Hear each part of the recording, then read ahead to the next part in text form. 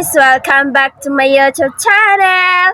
This is me, Mikay, and this is me, Mommy Mary Joy! So ngayon guys, meron tayong gagawin. So ang gagawin lang naman natin ngayon is maglilinis tayo ng kwarto! Yehey! Yehey! So ngayon, hindi ko muna si baby dito sa kwarto namin. Ibibigay ko muna siya kay mama dahil maglilinis ako ng kwarto for a day. Kasi si baby ay may sipon at ubo. Kaya ako maglilinis na ako. So bago natin sisimulan, syempre hindi pwede kakalimutan yung patletan. Charity. Para naman maganda tayo guys.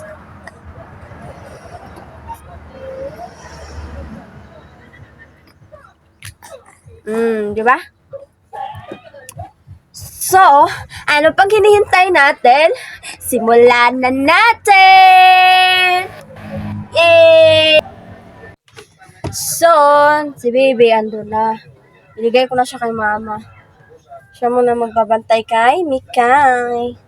Maglilinis ako ng kwarto.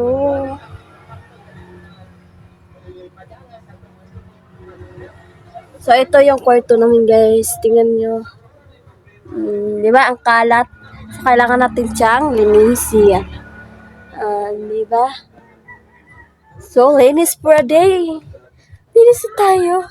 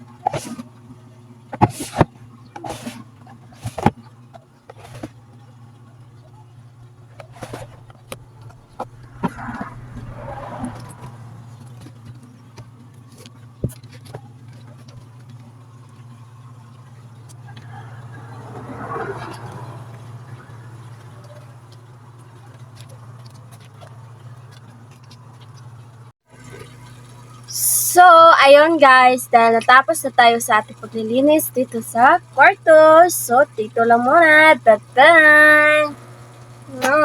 Abangan ang susunod na vlog.